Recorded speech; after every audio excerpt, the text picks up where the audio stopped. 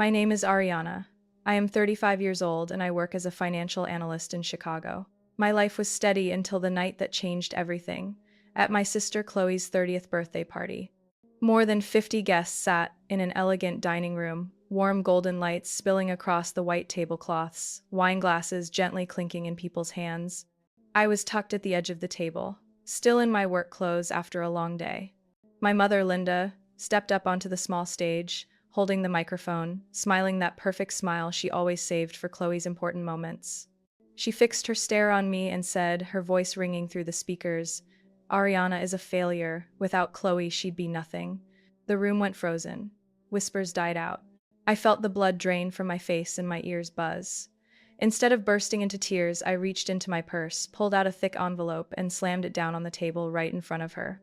Inside were all the paperwork, transfer receipts, and bank statements, proof that I, the so-called failure, had paid more than $70,000 to keep the house they live in from being foreclosed.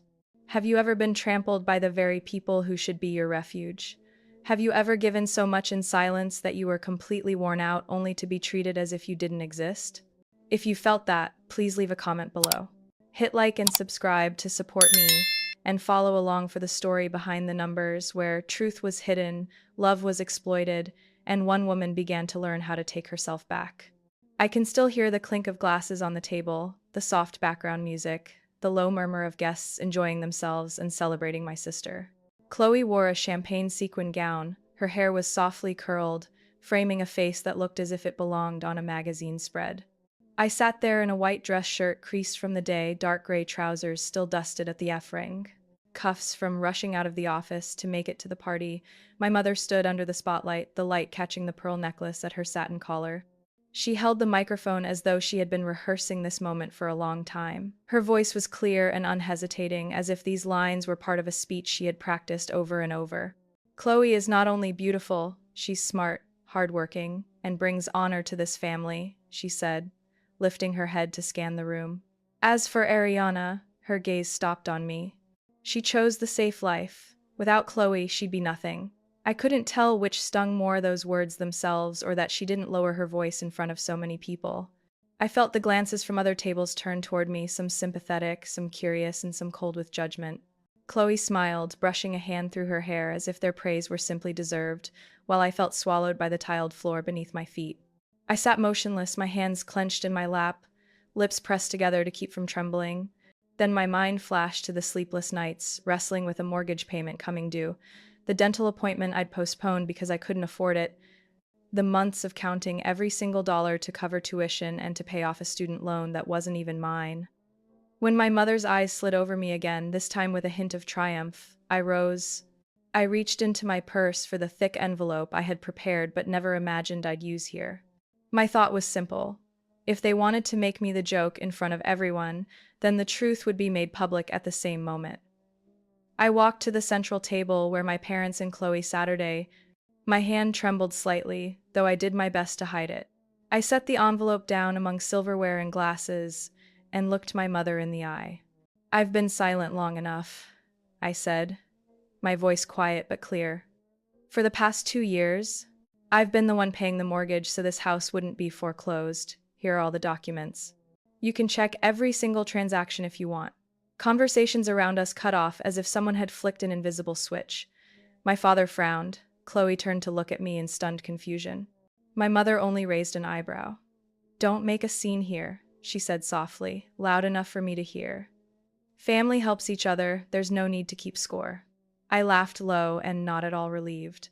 "Helping is when you know you're helping. This is exploitation." My father adjusted his tie, eyes fixed on his plate as if avoiding a collision. Chloe opened her mouth perhaps to say something and then closed it. I faced the guests. "I'm sorry if this ruins the party, but sometimes the truth can't wait." A few people began to whisper. Some quietly set down their glasses. From the next table, I caught sight of Emily, Chloe's childhood friend. She looked at me with a curious, new expression, as if she'd just really seen me. I left my seat and returned to my corner. Things slowed. The music kept playing, but nobody was listening. Chloe bowed her head. My mother turned her back to the stage. My father kept his eyes on the neatly folded napkin. "Melissa," My closest colleague, who had been sitting near the door, stood up and came over. She placed a hand on my shoulder without saying anything, giving me a look that seemed to say, "At last, you stood up for yourself." I didn't feel relieved, but I felt one thing clearly: I had cut the invisible tether they had used to bind me for so long. At the head table, my mother fussed with the envelope, trying to tuck it back into her purse, as if hiding it would erase the evidence. Chloe quietly wrapped her hands around a glass of water, unable to look in my direction. A little while later, my mother rose and resumed her speech as if nothing had happened. "Chloe is the pride of this family. Thank you all for coming tonight. Let's raise a glass to her." I left my untouched glass behind and walked out. No one stopped me. No one asked why. A cool breeze from the garden brushed my collar, and I realized I was breathing, truly breathing, after feeling held underwater for so long. I had no plan of what to do next. But I did know one thing: I would not sit in that chair again. There was no place for someone considered worthless without Chloe at their table, not after carrying the whole house on my back. When my mother said I would be nothing without Chloe, she didn't know that I had paid last year's property tax when they claimed they couldn't. She didn't know that Chloe's graduate loan that she uses for her MBA had been handled through the backup account I set aside to save for my own future home, now emptied. There were many things they did not yet know, but I knew I would not stay silent any longer. I left the party in silence. My work heels clicked against the flagstone path in a steady rhythm, each step an echo of all the times I put others first. The city lights blurred into a hectic watercolor as I drove home. I opened the door to my small rented apartment, took off my shoes, peeled out of the wrinkled shirt, and sat on the cool wood floor. I left the lights off and the music quiet. I sat in the dark and let the silence enfold me. Old memories surfaced, as if they had been waiting for a moment of weakness to rush back. I remembered the day Chloe turned 18 and my parents took her to the dealership, hand in hand, excited like it was the happiest event. A red Toyota Corolla gleamed in the driveway, a testament to their pride. I stood there in my part-time barista uniform, the faint scent of vanilla still on my hands from my shift. "She needs a car for her internship," my mother said, glancing at me with an unmistakable comparison. "She has potential. She needs support." I said nothing. I had needed a car too, but was told, "The bus will do. Independence is good." When I started college, I worked 3 part-time jobs, tutoring, waiting tables, and shelving books in the library. I signed student loan documents like someone signing away a piece of themselves, not knowing when I would ever be free of them.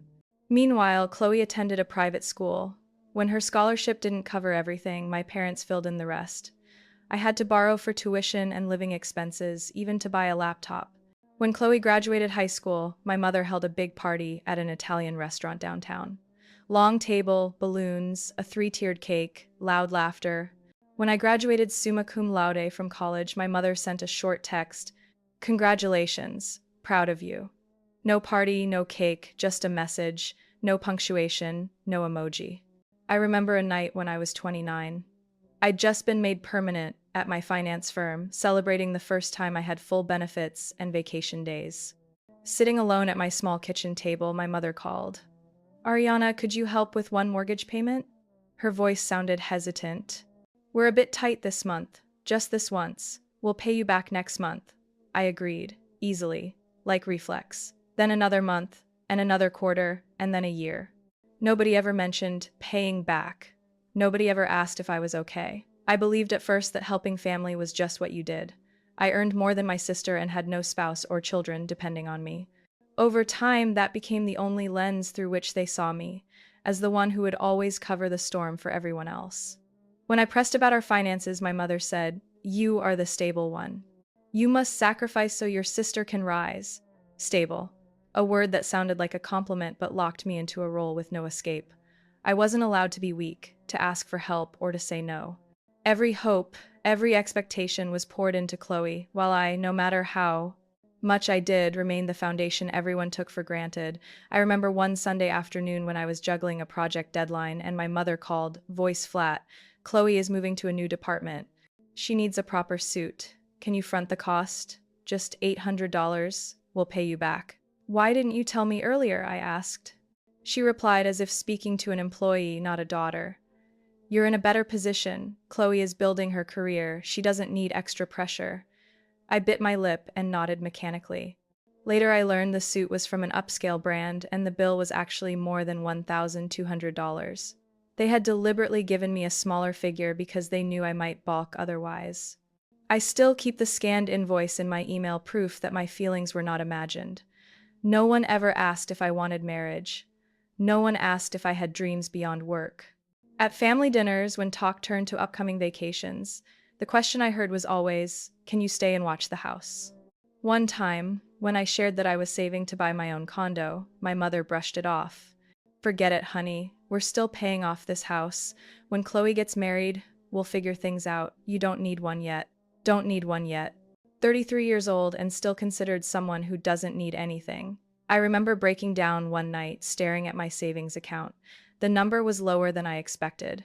Not because I was careless with money, but because every month there were those small transfers: $320 to Dad's account, $150 to cover Chloe's credit card, $500 through a phone app transfer to Mom. I wrote everything down in a notebook. At first, it was just to keep track. But over time, I realized I needed evidence. Proof that I wasn't imagining things. Proof that the hurt, the exhaustion, the emptiness I felt were all real. I didn't tell anyone. I was afraid of being called bitter, afraid of being judged for keeping score with family. But sitting alone in my quiet room, looking back at the years I had carried everything, I saw only one truth. I had disappeared from my own life. I used to think that if I just tried harder, they would see me differently.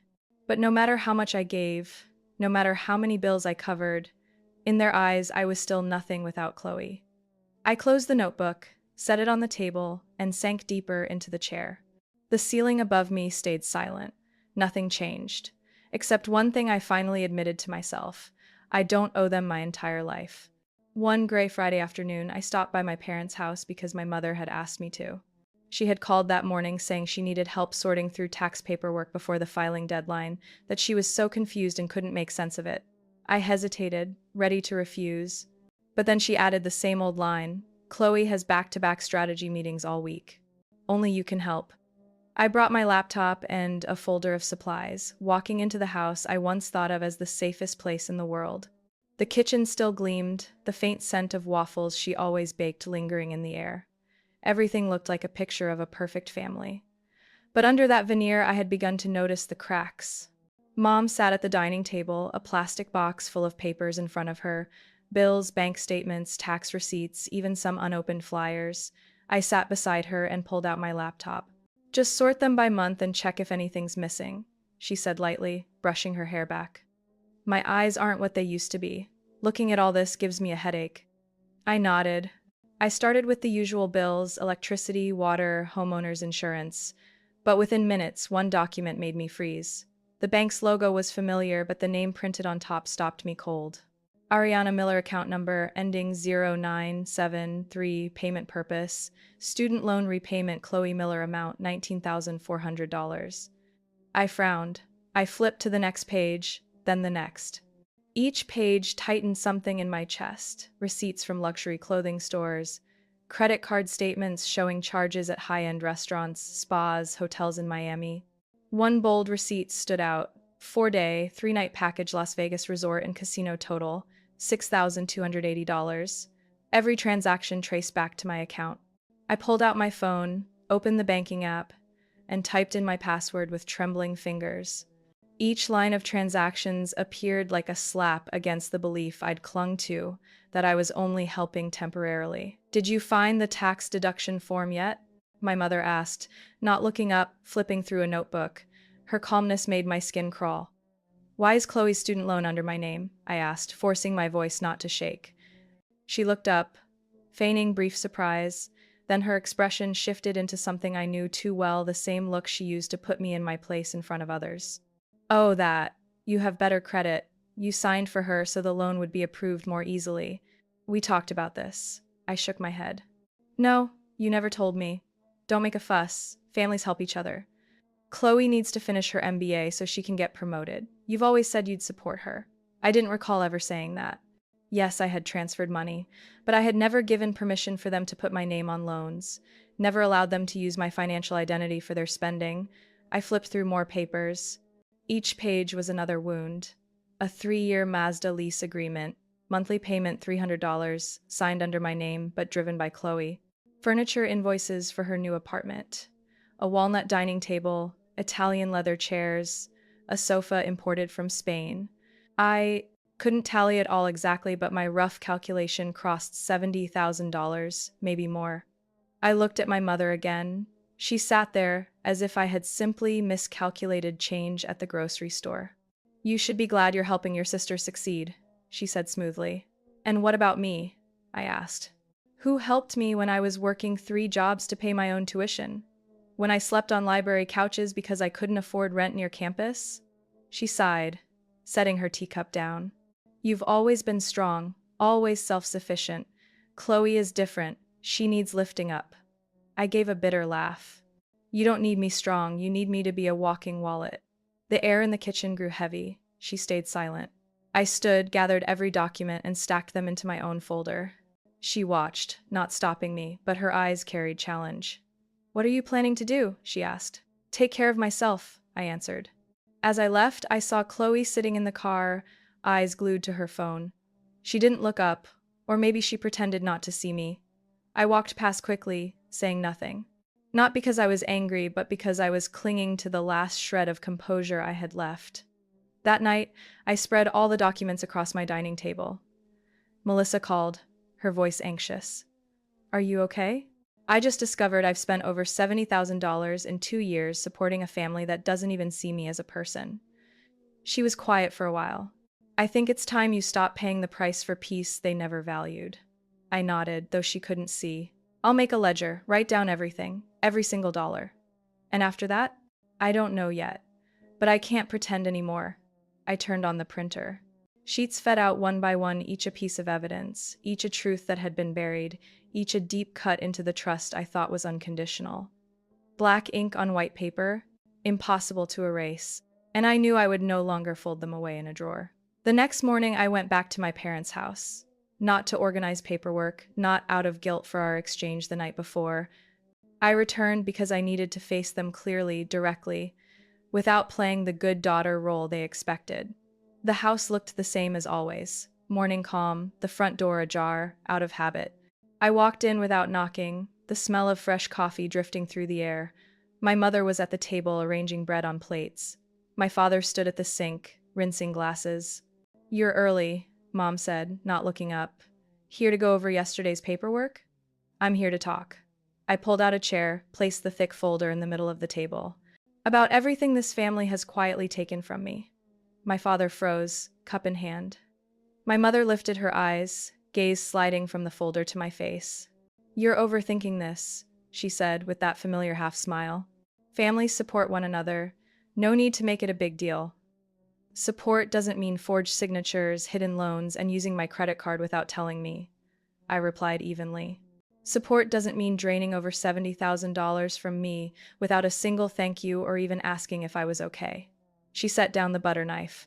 "You once said if the family needed you, you'd always be there. We only relied on your word." I opened the folder, flipping page after page, pointing out the details: bank transfers, loan documents, vacation invoices, shopping receipts. Every number, every date, every transaction was clear.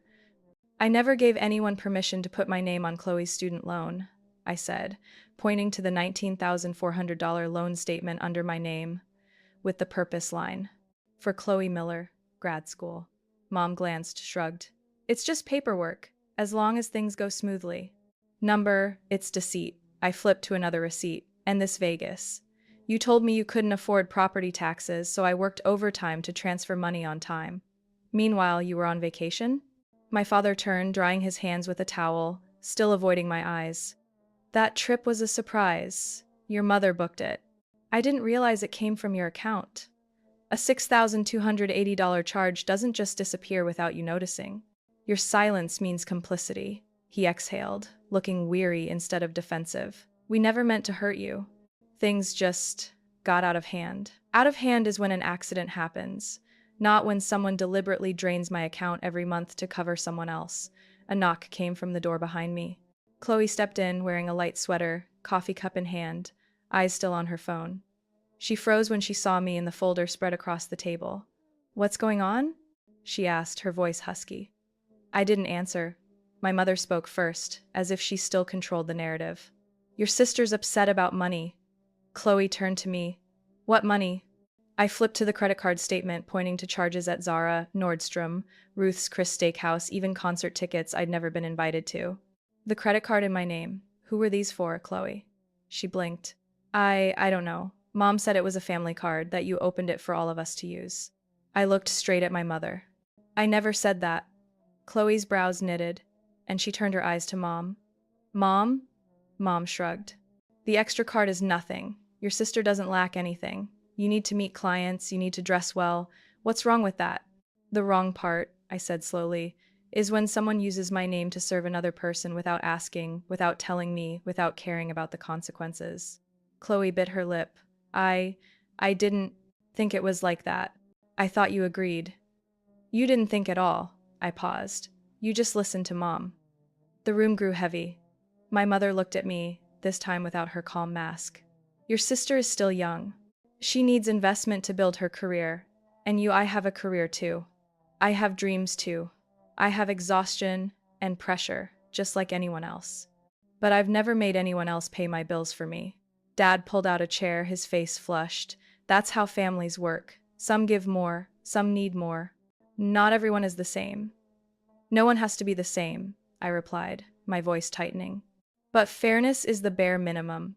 I stood, gathered all the documents, and slid them carefully into a binder. My mother's eyes followed me, no longer sharp but now uncertain. Chloe said nothing, gripping her coffee cup so tightly her knuckles turned white. "What are you going to do with all that paperwork?" Dad asked. "I'm going to do whatever it takes to protect my future." I wasn't shouting, threatening, or begging for validation. I was simply saying the truth. I had poured too much into a place that no longer valued me, and the only thing left to do was reclaim what had been taken, piece by piece. Not through compromise, but through truth. That night, I sat at my desk, the lamp casting a pale circle of light on bank statements I hadn't yet sorted. Outside, the city glowed with endless streams of cars, indifferent to the chaos inside my world. But I no longer felt dizzy. Everything was clear now. This wasn't misunderstanding. This wasn't a small family matter. It was deliberate, sustained over time by my silence and their cover-ups. Melissa arrived around 8 p.m., carrying 2 coffees and her laptop. She didn't ask if I needed help. She just set the cups on the table, sat across from me, opened her computer, and said, "We're going to make a detailed tracker. Not a single dollar gets left." Out. We divided the stacks of papers. Melissa typed quickly, creating spreadsheets by month, by category, mortgage, tuition, travel, shopping, car payments. I combed through each charge by hand, cross-checking with the bank statements. Some transactions I didn't even remember, automatic withdrawals I had assumed were for insurance or charitable donations, turned out to be installment payments for Chloe. "You transferred $1,600 to your mom last July," Melissa said, eyes on the screen. "Reason listed as hot water heater repair, right?" I nodded. She said the system broke, and they couldn't afford a plumber. Melissa showed me an email. A receipt for Chloe's purchase same month. A pair of Stuart Weitzman shoes costing over $1,000. Paid with Mom's card. Same day, I transferred the money. I didn't react right away. I just pulled my brown notebook closer, the one I always carried, where I had started recording every financial request from my family. I opened to the first page, written in black ink. March 12th, Mom called at 9:46 a.m. Said Chloe needed an advance for extra classes. I transferred $1,000. No explanation, no confirmation. May 4th, Dad texted, said there was an issue with the credit card. I paid $320 for the Mazda payment. Each line felt like a confession of my own long-standing compliance. Every dollar I sent, I logged the date, the reason, their response, or their silence. By midnight, we had nearly finished a full breakdown. Total, $73,280 verified. Likely more in transactions I hadn't yet uncovered or recorded properly. My throat went dry, not from anger, but from shock at how long I had let this go on. "I want to check one more thing," I said, opening my personal laptop and logging into Dad's bank account. I still had access because years ago he'd asked me to set up online banking for him. I entered the code, then opened the list of linked accounts. Three accounts appeared. Two I already knew, the family account and the joint savings in both parents' names. But the third, account name, Robert M. Miller Private Holdings. I clicked. Current balance, $128,450.37. Latest transaction, 1 week ago transfer of $2,000 to Chloe Miller. Note, support, apartment furnishing. I didn't speak. I just turned the screen to Melissa. She stared for a few seconds, then looked at me. They were never broke. They hid the money and used yours as their backup fund. I closed the laptop. My body felt like every nerve was pulled taut, ready to snap at the slightest touch. But instead of breaking, I straightened my back, opened my notebook, and marked in red ink along the margin. Verified Dad's private account, not struggling. I opened another folder where I stored scanned emails, texts from Mom, screenshots of transfer confirmations. Each message came with requests, promises to pay back right away, or reassurances it was the last time. I grouped them, numbered them, and added sticky notes. Melissa helped me arrange everything into clear sections: bank transactions, texts and email requests, parents' personal account evidence, credit card statements, Chloe's assets linked to my finances. We printed everything, filed it into plastic binders with neat labels. It looked like a legal case ready for court. "What are you planning to do with it?" Melissa asked, as I stacked the binders into a storage box. "I don't know everything yet," I answered slowly. "But if they keep saying I'm exaggerating, I'll show them. If they keep assuming I'll pay, then they'll face every number." She watched me for a long moment, then nodded. "You don't need to apologize for protecting yourself." I set the box down beside my desk, feeling a weight lift from my shoulders. Not comfort exactly, but I felt like I was taking control of something that was mine. This time, no one could strip it away with sweet words or guilt trips. I had evidence, and I was ready to hold on to the truth. 3 days later, when I carried the box to the print shop to make copies, I ran into Uncle David at a small bakery near the lakeside park. I hadn't planned to pass by, but the weather was cool, my mind tangled, and I needed fresh air. As I walked in to buy a cup of black coffee, I spotted him in his usual corner by the window, with a folded newspaper and a cappuccino. Uncle David is my father's younger brother, the only one in the extended family I feel comfortable talking to. He used to be a high school teacher, straightforward and unimpressed by showmanship. At family gatherings, he often sat quietly, observing rather than joining the chorus of praise for Chloe. Once, when I mentioned my work, he was the only one who asked, "You're in data analysis, right? Financial forecasting?" When he saw me, his eyes crinkled with surprise and warmth. "Ariana," he said, folding his paper, "you look tired." I gave a faint smile, sitting across from him. "I'm dealing with family stuff." He studied me for a moment before asking gently, "What have they done now?" I didn't hold back. I told him about the loan in my name, the 70+ thousand I'd paid in 2 years, Dad's hidden account, the binders Melissa and I had printed, marked, categorized. I told it all, detail by detail, without embellishing. He listened without interrupting, only nodding occasionally, his hands folded on the table. When I finished, I thought he'd be angry or lash out at our family, but he only sighed. "They're exploiting you," he said plainly, meeting my eyes. "That's not family support. That's one-sided. That's organized." My chest tightened. Not from shock, but because he had spoken the truth I'd buried for so long. The truth I thought was just me being oversensitive. "But I don't want to destroy everything," I whispered. "They're my parents, my sister. If I blow this up, they'll call me ungrateful." He tilted his head, his voice low. "What are you afraid of losing? The title of dutiful daughter? The role of selfless big sister? You've lived that part for over a decade. They don't need anything else from you except your wallet." I stayed silent. A breeze carried the scent of grass through the window. Uncle David pulled a napkin from his bag, wrote on it with blue ink. "Telling the truth isn't breaking the family. It's the only way to rebuild it with respect." He slid it across the table. "You need a family meeting. Not to apologize, not to lecture, but to put the truth on the table. With evidence, with preparation, with composure. Don't yell, don't cry. Just speak the truth of what you've lived." I picked up the napkin, reading the line over and over.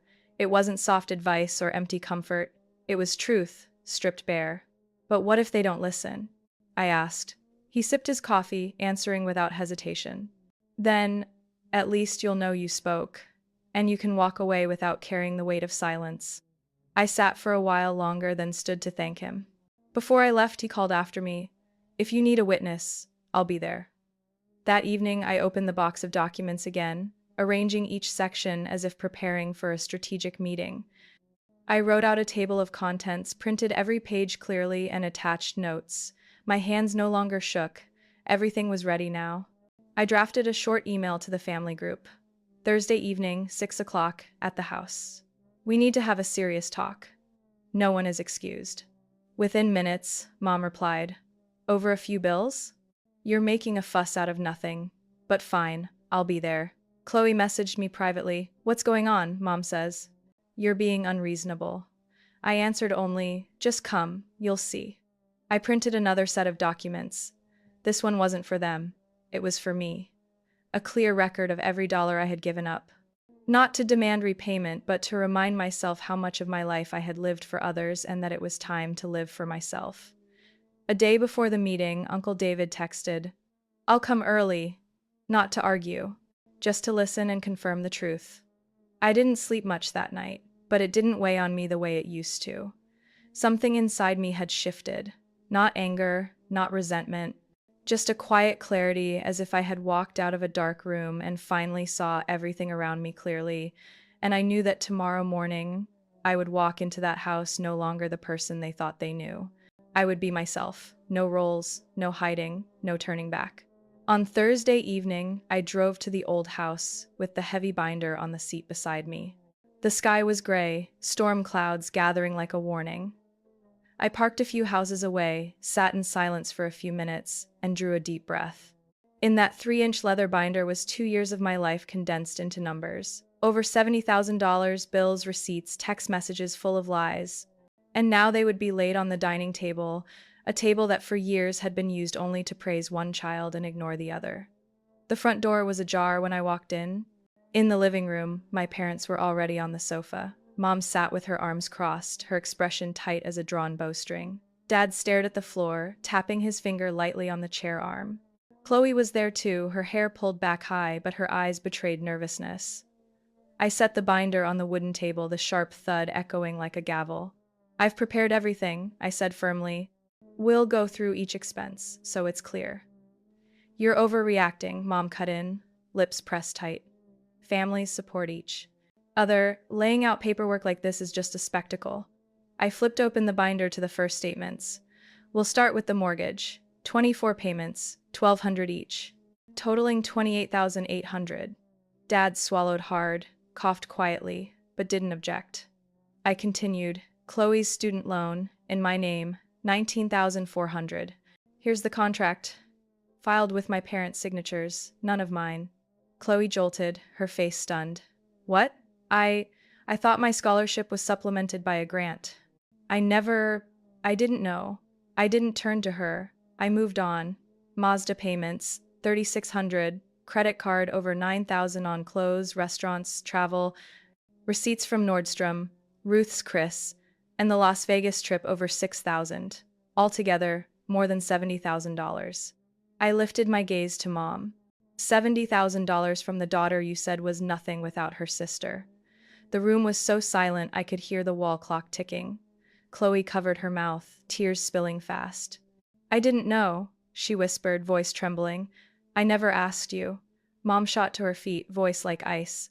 "Why are you crying? Your sister's acting like she's the victim. She has a steady job, a good salary, no family of her own to support. It's her duty to carry this." "Duty?" I clenched my fists. "Duty is taking care of each other when needed, not draining someone dry. Duty doesn't mean forging my signature for loans." Whispers rose from the back door.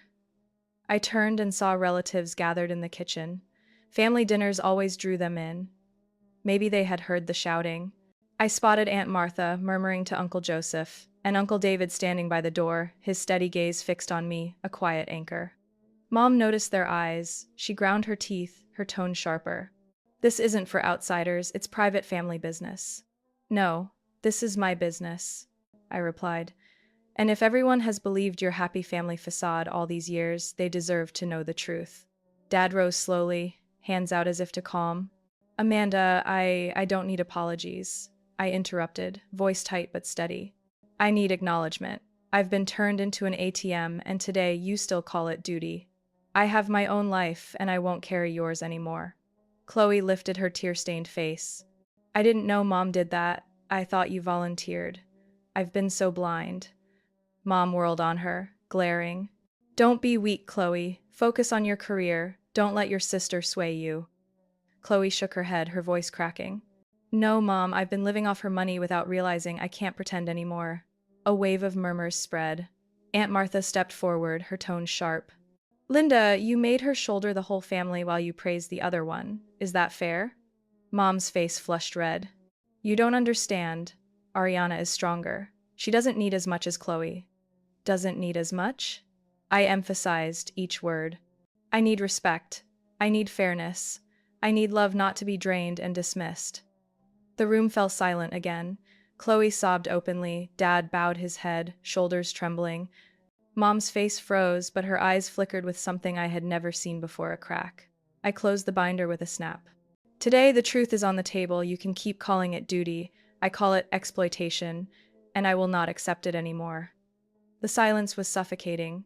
Chloe cried harder, her tears leaving small, dark circles on the wood. Dad slowly sat, hands knotted. Mom turned away, as if hiding her faltering. I stood tall, inhaled deeply, then pulled another envelope from my bag. I haven't told anyone. I began evenly, but last week I signed a new contract. I'm moving to San Francisco to work for a financial tech firm. My salary is much higher and I start next month. All eyes locked on me. Dad's brows jerked. San Francisco? You're leaving your job in Chicago? What about your apartment? I nodded. It's arranged. A new tenant moves in next month. I need a fresh start, far from everything that's kept me trapped. Mom snapped around, eyes wide. You're abandoning your family? What about this house, the mortgage? Chloe's needs, who will take care of them? I met her gaze. Not me anymore. I've carried it all until I broke. But I'm not anyone's ATM. From today, my support ends. Chloe's voice cracked. You're really leaving? I placed a hand on her shoulder, gently. I'm not leaving you. But I can't keep being sacrificed so you can live comfortably. You're capable of standing on your own. Mom slammed her hand on the table, the sound echoing. You're tearing this family apart, Ariana.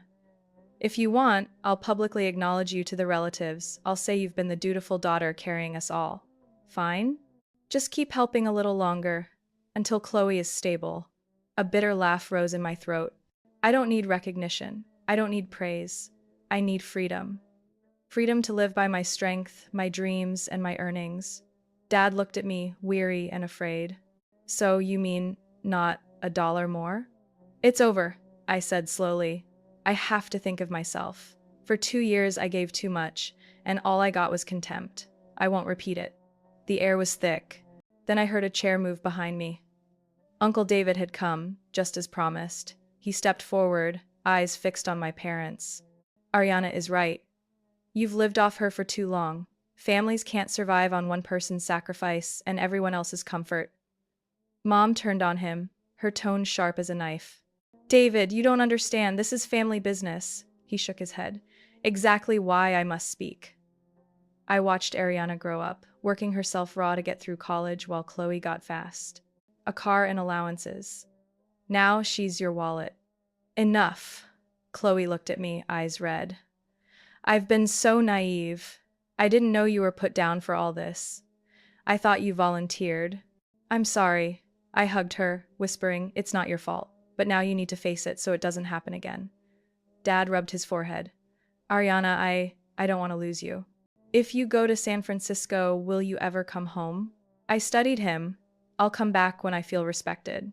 If this house is only demands and disdain, I won't. Mom inhaled sharply, forcing calm. You think you can cut ties so easily? What will the relatives say? What will people think of this family? I answered steadily. I don't live to uphold anyone's image. I live to be free, to be myself. The silence was deep, but in my chest I felt light, as if a heavy cloak had finally slipped off. Uncle David placed a hand on my shoulder, his voice low but warm. You've done the right thing. Walk away with your head high. I slid the binder into my bag, turned, and left that house. Behind me were stunned eyes, Dad's shock, Mom's fury, Chloe's remorse, and my uncle's quiet resolve. My footsteps echoed on the tile floor, steady now. I had chosen my path. A path away from that burdened house, toward a place where I could begin again a life that belonged to me. The family gathering was held on a Saturday evening in the private dining room of an Italian restaurant. Crystal chandeliers hung high, golden light spilling onto a long table draped in white linen. Bottles of expensive red wine stood among platters of antipasto loaded with cheeses, cured meats, dried grapes. Voices rose in cheerful chatter, silverware clinked, and soft music floated from the corner of the room. I walked in a few minutes late, carrying a black leather portfolio in my hand. Every eye turned toward me. My mother sat at the center of the table, dressed in an elegant navy dress, a strand of pearls glittering around her neck. My father sat beside her, forcing a smile that didn't reach his eyes. Chloe wore a cream-colored dress, her gentle demeanor unable to hide the tension flickering around the room. "Ah, Ariana's here," my mother announced with authority, trying to keep the mood cheerful. "We can finally raise our glasses." I didn't sit right away. I placed the portfolio on the table, pulled out a chair, and stood behind it. The sharp sound of the zipper filled the silence as I opened it, pulling out neat stacks of documents and placing them in order. No one spoke. "I have something to share," I began, my voice steady but clear across the room. "Many of you have heard my mother say I'm selfish, that I don't contribute to the family. Tonight, I want you all to know the truth." Mom's face tightened, and she rushed to cut me off. "Ariana, this is a family dinner, not the place." "Exactly because it's family, I have to say this," I interrupted. "For the past 2 years, I've covered more than $70,000 for my parents and Chloe. Here's the proof." I opened the first file, holding it up for everyone to see. Mortgage, 24 payments, $1,200 each, a total of $28,800. I set it down, pulled out the next. Chloe's student loan, $19,400. This contract is under my name, but that's not my signature. The air froze. I heard sharp breaths from relatives around the table. Chloe covered her mouth, her eyes wide. Her voice shook. "I didn't know this happened." I turned to the next section. Mazda payments, $3,600. Credit card, more than $9,000 for clothes, restaurants, and a Las Vegas trip costing $6,280. Altogether, $70,080. Murmurs rippled through the room. Aunt Martha leaned toward Uncle Joseph, whispering, while cousins gaped in disbelief. I looked straight at my parents. "This is the truth. I'm not adding anything beyond what's written here." Mom jumped up, her face red. "Ariana, you're smearing this family in front of everyone. This is duty, responsibility." Uncle David rose, his voice low but firm. "No, Linda, this isn't support anymore. This is exploitation." He pointed toward the stack. "These are numbers, solid evidence. No one gets to call this duty." My father's hand shook as he gripped his wineglass, spilling drops onto the tablecloth. He tried to speak, but no words came. Chloe broke into sobs, her voice thick with guilt. "Why didn't you tell me? I thought you chose this. I never wanted you to carry so much for me." Mom snapped at her, sharp and cold. "Be quiet, Chloe. I did it all for your future. You don't need to feel guilty." Chloe shoved her chair back, standing. "No, Mom, this is wrong. I don't want success that comes from stealing my sister's sacrifices." She turned to me, tears streaming. "I owe you too much. I'm ashamed." The whispers swelled louder. Aunt Martha rose, her tone cutting. "Linda, Robert, explain yourselves. How could you let one daughter carry everything while treating her like a shadow?" Dad lowered his head, his voice weak. "We just thought Ariana was more stable, that she could handle it." Uncle David cut him off. "Stable doesn't mean turned into a family wallet. A family can't survive on one person's sacrifice while the rest live off it." Every gaze landed on my parents. Mom tried to hold her composure, but her face had gone pale, her napkin twisted tight in her hands. Dad stared at the floor. I stood tall, drawing a deep breath, then closed the portfolio. "I don't need pity. I only want the truth known. You can keep believing the perfect family story if you want, but tonight at least you've heard the real numbers." No one answered. The clinking of silverware, the cheerful laughter from earlier all gone. Only the scrape of chairs as a few relatives stood and left, shaking their heads in disappointment. The perfect family image my mother had built for years crumbled in minutes, and I didn't feel swallowed by the room. I stood firm, letting them all see. I was not a shadow, not a failure, not their wallet. San Francisco greeted me with ocean winds winding through steep streets and golden light falling on rows of Victorian homes. I rented a small apartment in the Mission District, not far from my new office. It wasn't big, but the windows faced east, flooding the cozy kitchen with sunlight every morning. The space I lived in felt truly mine, untouched by obligations. Work at the fintech company quickly pulled me into a new rhythm. My first project involved building a risk analysis system for investment funds. I spent hours in glass conference rooms, debating with colleagues, and realized my voice carried weight. No one dismissed my ideas. No one pushed me aside because I was the responsible sister. Every time I finished a report, pride filled me in a way I'd never felt before. 3 months later, I had paid off nearly half of my student loan, the one I had struggled with for almost a decade. Without the mortgage payments for my parents, without hidden charges, I threw every bonus and part of my salary at it. The day I pressed pay full balance, the screen read, balance zero. I sat frozen for minutes, then laughed as tears streamed down my face.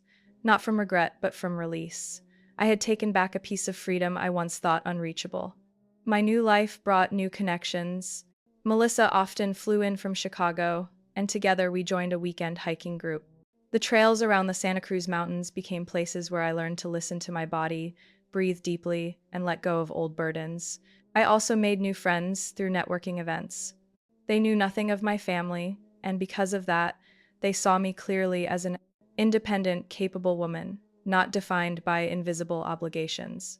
One late evening, returning from a Yosemite trip with friends, I opened my email and froze at the sender's name, Chloe Miller.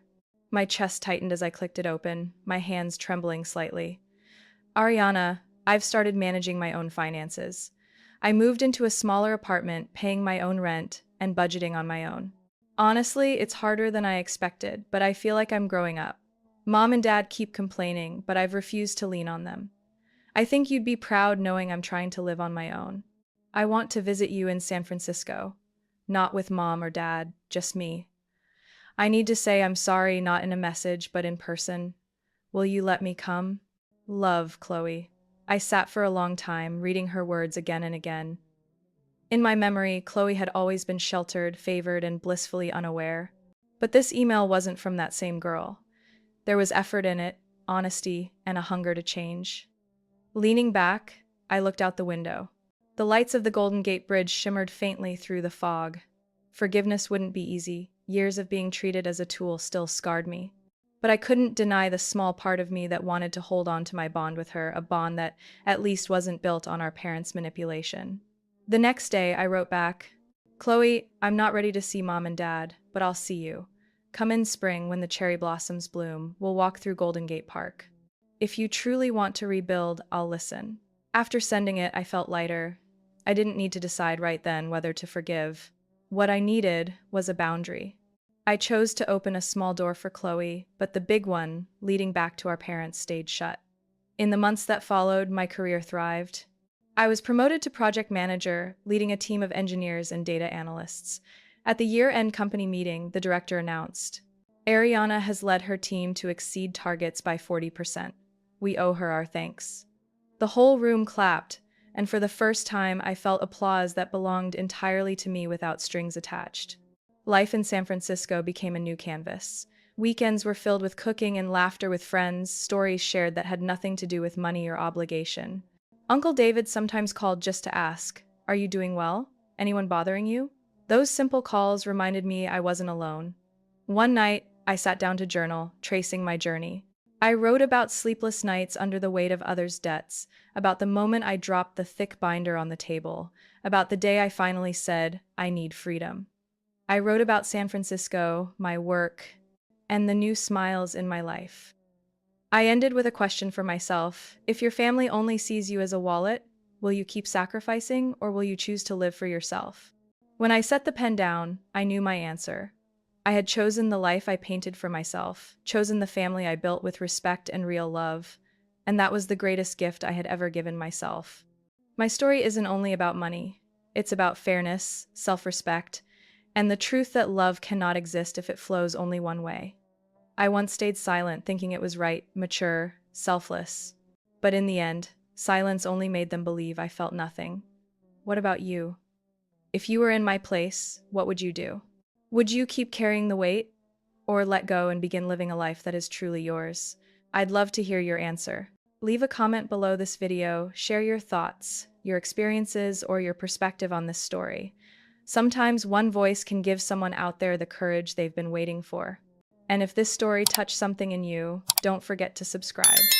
I'll keep sharing more stories, some of mine, some of others like you, about families that looked perfect, about hidden conflicts, and about the journeys back to oneself. Because all of us, no matter where we come from, deserve a life that is whole, fair, and free.